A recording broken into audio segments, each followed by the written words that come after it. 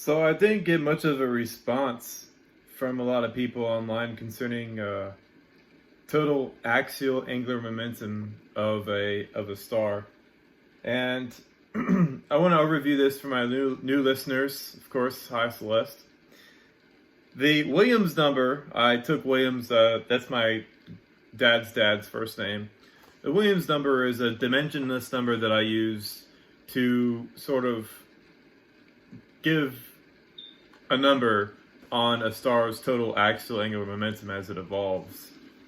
Now, the axial angular momentum is, think of a basketball spinning on your finger.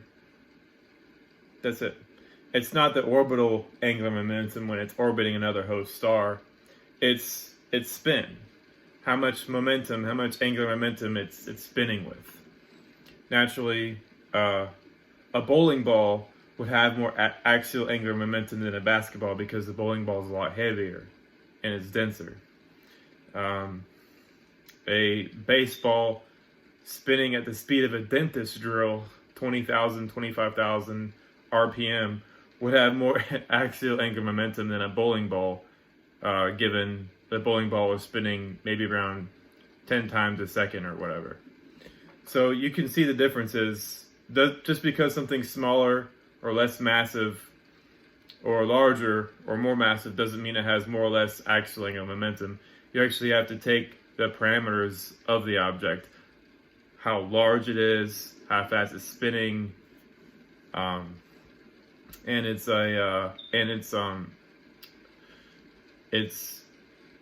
moment of inertia. Yeah, that's the word. Couldn't remember it for a second. But I set a Williams number, and Williams number is pretty huge. And I also just wrote up a new paper. It's not on VIXRA yet. I fear it's Tidal Locking in Exoplanets. I showed Celeste this earlier. It's not going to be on VIXRA. It takes about a day or two for the paper to go onto VIXRA, but I'll link it to the bottom once it comes up. Basically, what I wanted to have here in this tidal locking paper, and I'll explain this paper too. This is back in 2019, September 2019, I wrote this, but this is a new one. I'll go with the tidal locking first.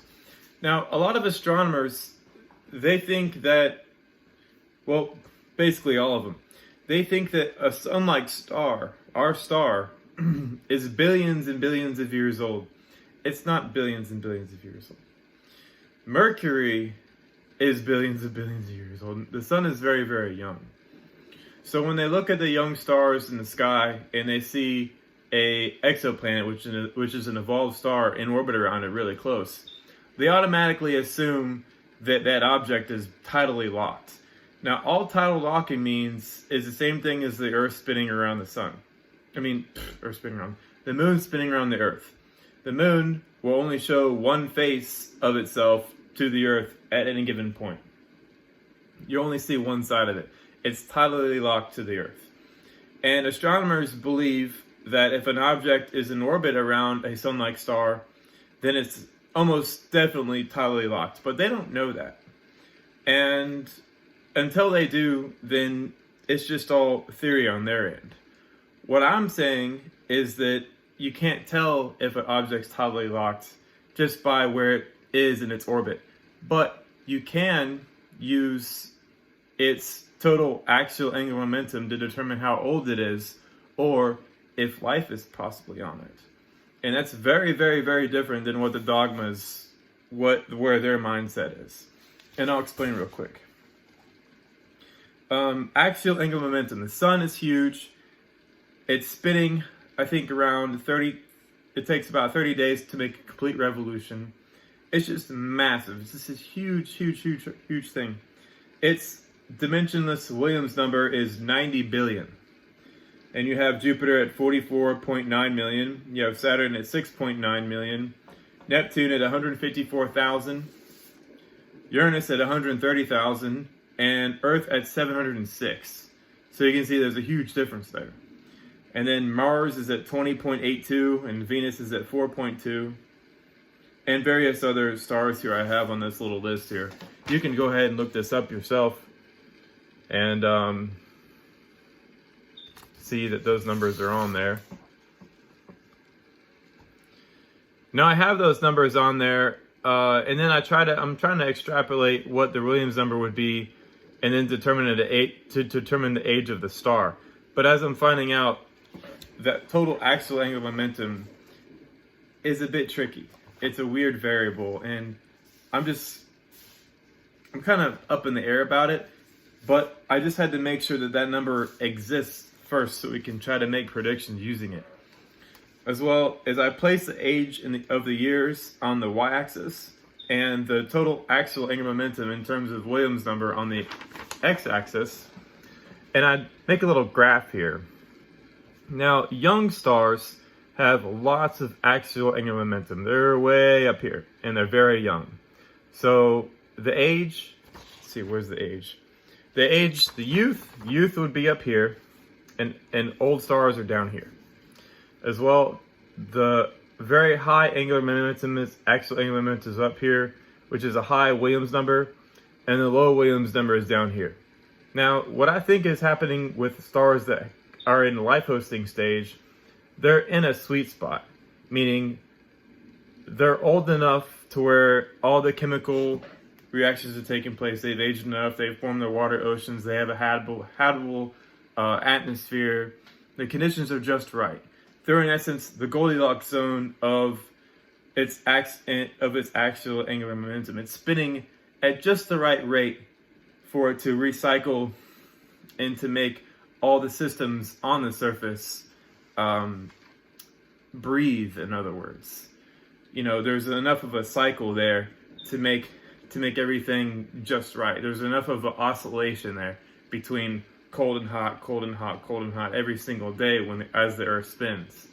And that's a really advanced subject. I don't want to go into that. But basically, if a star is not spinning, it's dead.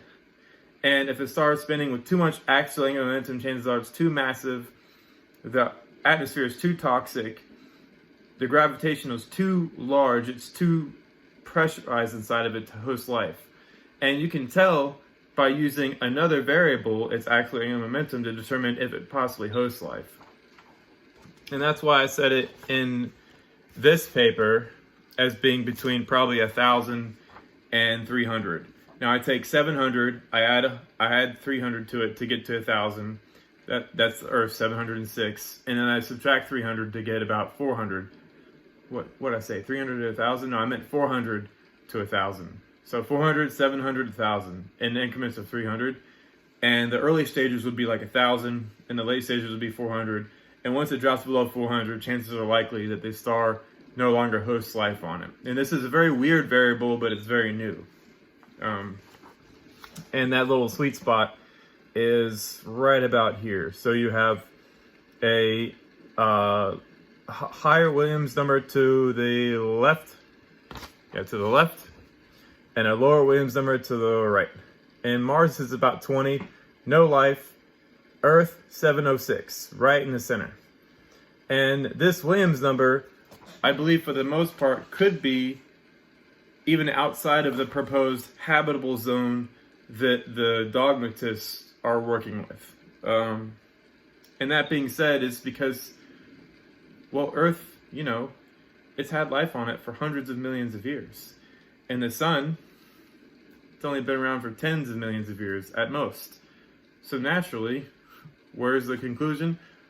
Earth wasn't always in orbit around the sun, which means it was spinning long before the sun even existed. And we know this, well, based off this theory, we know this is true because the Earth is really old and it's still spinning. But with a lot less axial angular momentum than when it was at these higher stages, when it had a much thicker atmosphere and it had a much more toxic environment. Eventually it was at a point where it was bright, hot, and shining like the stars we see in the night sky. But I just wanted to show you guys this little area right here that I have a little marked out. That's possibly the area we could be looking for that has life like us, or maybe even dinosaurs on it. Whew. It's pretty far out there, but I'll do my best to revise this paper and make better explanations for this in the future. But yeah, it's still completely new to me, and I've been working on this for almost 9 years now. It's still popping up these new ideas that are just, well, I don't know what to do with them other than write them down, or else I can't sleep good at night. All right, guys. I'll link the Williams number paper to the bottom, and then when the tidal locking paper is placed up there, I'm not going to read it out to you guys, but when that's published, I'll go ahead and link it to the bottom as well. All right, guys. Thank you for your time. Later.